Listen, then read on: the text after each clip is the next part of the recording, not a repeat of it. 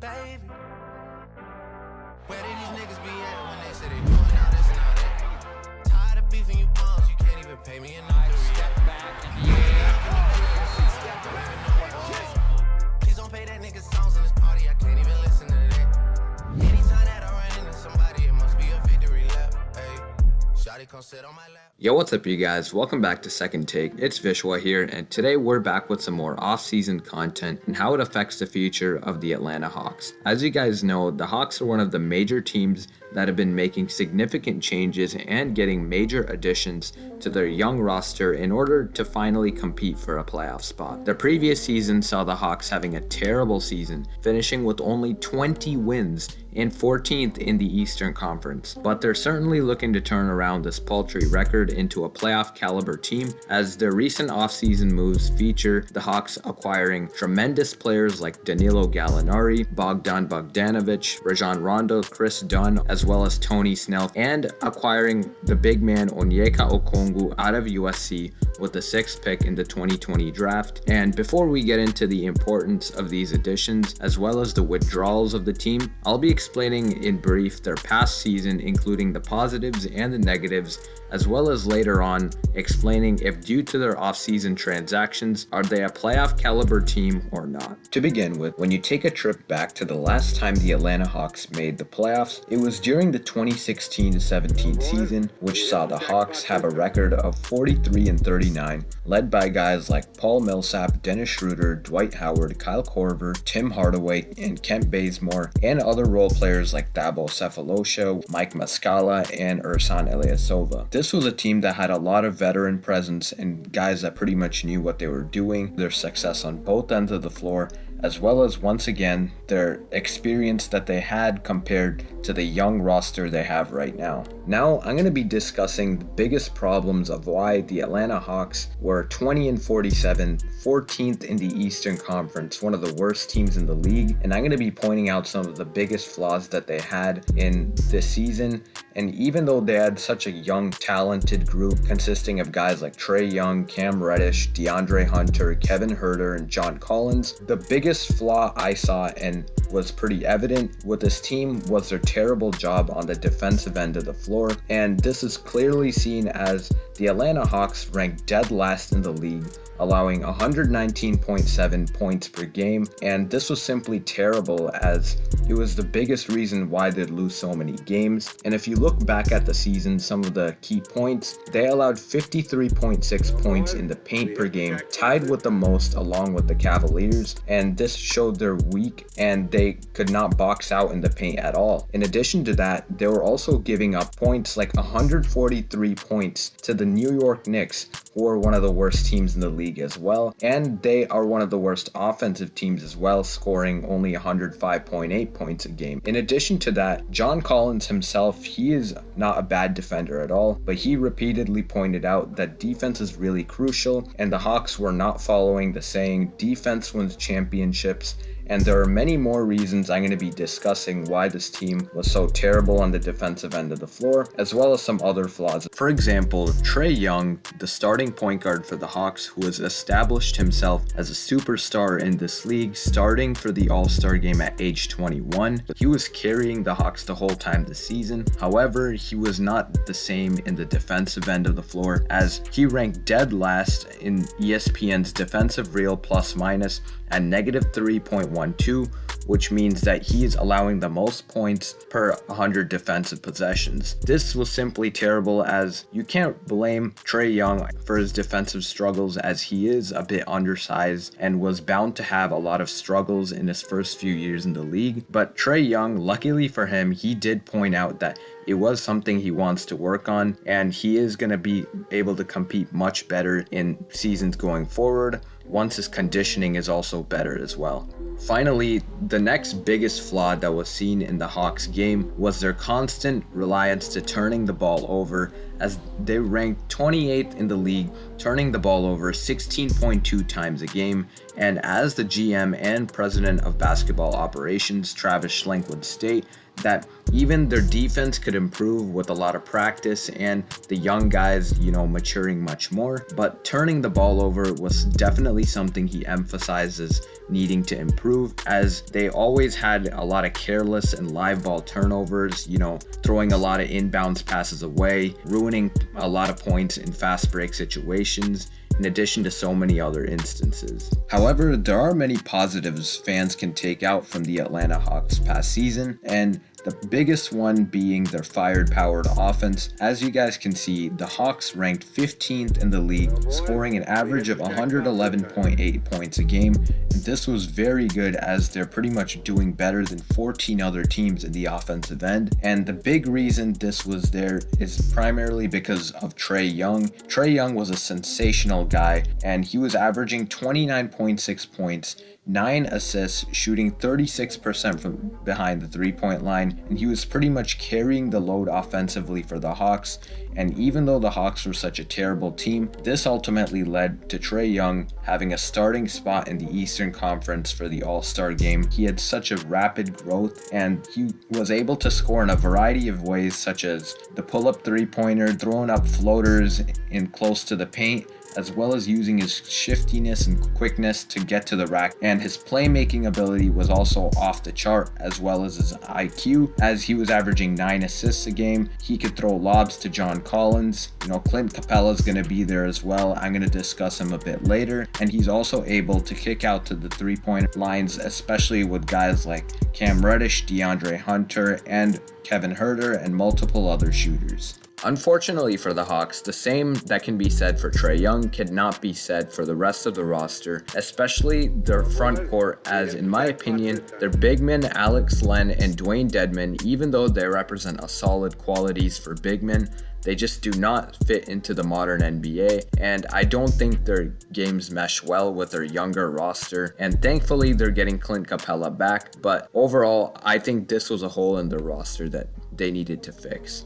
Fortunately, this hole for the Hawks will not last any longer, as they are getting Clint Capella back from a heel injury which kept him out last season. There are so many positives Capella's presence on the court brings, and the majority of them come from the Hawks were lacking last season. Before I get into all the ways Capella can benefit a potential playoff run from the Hawks, I just want to give you guys a quick dive into how good Capella was with the Rockets. The 2016-17 season was the start of when Capella became one of the most valuable big men in the league, as he was always taking high percentage shots around the rim, averaging 12 and 8 with 1.3 blocks, shooting an extremely high 64%. Capella's production on both ends would only continue, as since the Rockets were able to dominate with James Harden's ability to distribute the ball very well, and Capella was taking advantage of having a terrific player with him and CP3 as well, and because of this, his stats would only increase year by year.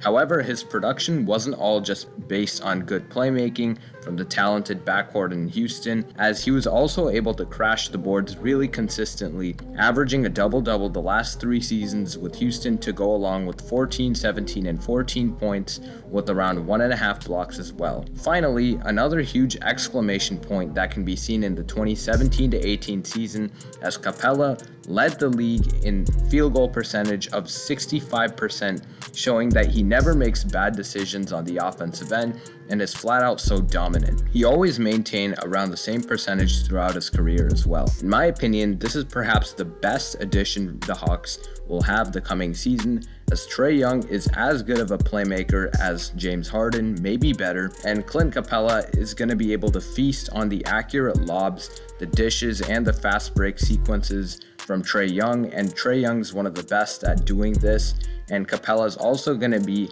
really good as he's one of the best rim runners and the rollers in the pick and roll sequence in the league. As John Collins would also point out, Capella is definitely going to be a defensive anchor at the 5 with the shot blocking ability caused by his length and athleticism. Finally, he's always going to be crashing the boards, and this is not going to be much of a problem given how many boards he had in Houston. Capella states that his voice on the defensive end is definitely going to help a Hawks team that was among the worst in defensive efficiency last season, This is exactly what the Hawks need at the 5, with a terrific rim runner who is efficient on both ends, crashing the boards, and above all, assists a terrible defensive team as an anchor. Another guy similar to Clint Capella that the Hawks also selected in this year's draft with the 6th pick was Onyeka Okongwu out of USC.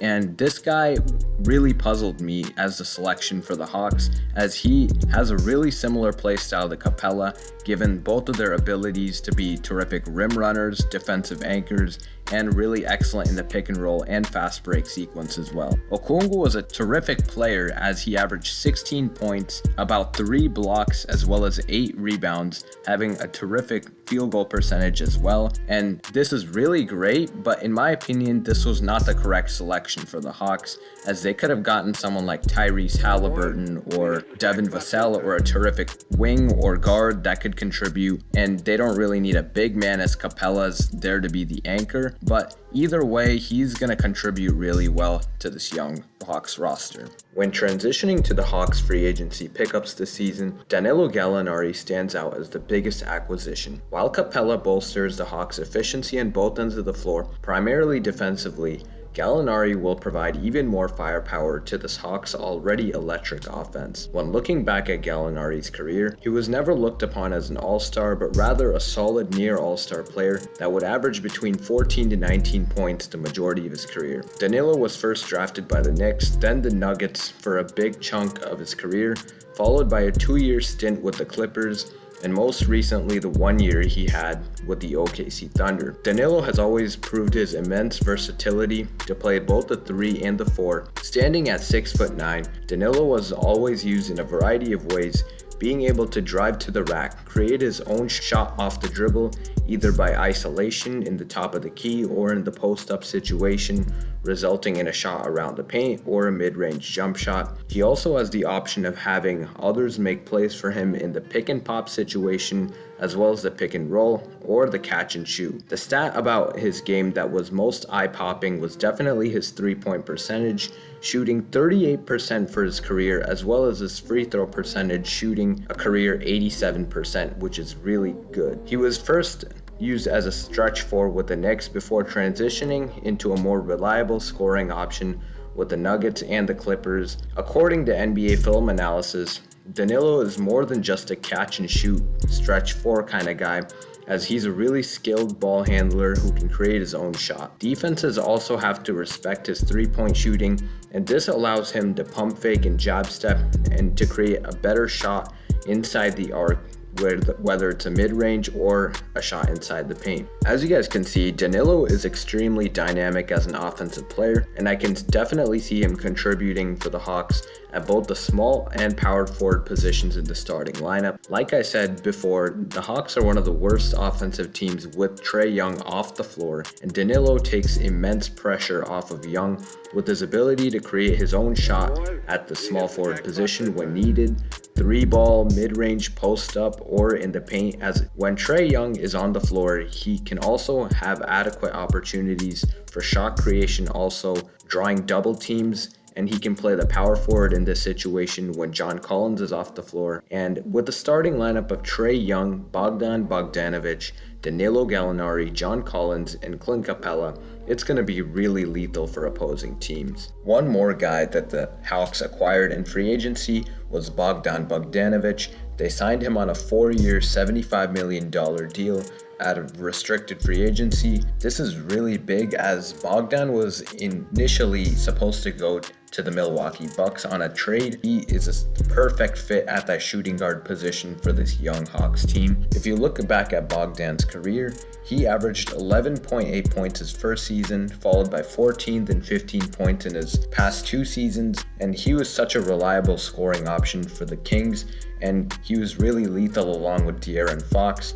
Unfortunately, this was not always the case for Bogdan to be happy with this team, as Buddy Hield was also on the roster, and both of them were getting a lot of competition for minutes. In my opinion, if Buddy Hield wasn't on the roster, Bogdan would at least be averaging close to 18 or maybe even 20. Bogdan Bogdanovic is an extremely skilled offensive player, playing with high IQ. He's even able to play make a little bit, averaging close to 4 assists a game as well. He has a natural ability to score the ball, also create a shot as well, once again taking pressure off of Trae Young. And another huge part that's similar to Danilo Gallinari that he has is his insane three-point percentage, as he shot 39% his first season, 36 his second, and 37 his last season. And this is once again really lethal for the Hawks, and they're going to be one of the best offensive teams in the NBA in my opinion. Both of these guys are also solid veterans for this young Atlanta Hawks roster team to have. Can definitely benefit the younger guys like DeAndre Hunter, Cam Reddish, and Kevin Huerter. Finally, the more minor additions of the Atlanta Hawks free agency. Not saying these guys aren't good, they're terrific role players, and these guys are Rajon Rondo, Chris Dunn, and Tony Snell. To begin with, Rajon Rondo was a terrific veteran throughout his career, and he has a natural feel for the game. His IQ is one of the greatest of all time. He's also one of the greatest playmakers, and as you guys know, he was a lethal part of the Lakers' most recent finals run, and the Lakers were having a fun time, especially because of his ability to distribute the ball and throw lobs. And he can be another playmaker along with Trae Young, as well as mentor the young guys. Chris Dunn is also a terrific defensive ball hawk. If you guys don't know about him, Chris Dunn was seen as a really terrific player for the Bulls. And the Bulls, even though they were a bad team, they were ranking in the top 15 in defensive teams, and that was primarily because of Chris Dunn. Many people think he was snubbed of an all-defensive team selection, as he was among the league's top leaders in steals per game, and this is definitely something the Hawks could use, as once again, they were ranked among the worst in defensive efficiency last season. And finally, Tony Snell also adds a lot of support as a 3-and-D player.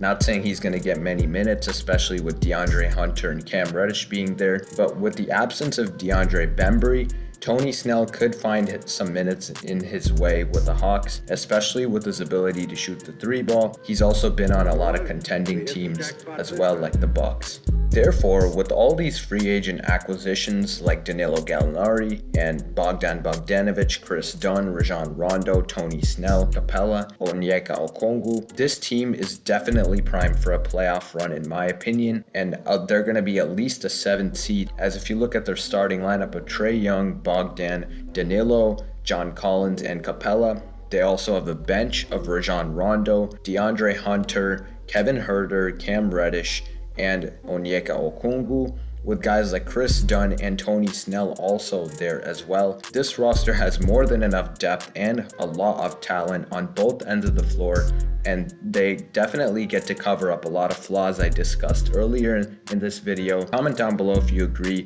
if this Hawks team is primed for a playoff run, and how deep are they going to go, and what do you think of all these additions they've had, as well as returning members. Thank you guys for watching, and peace.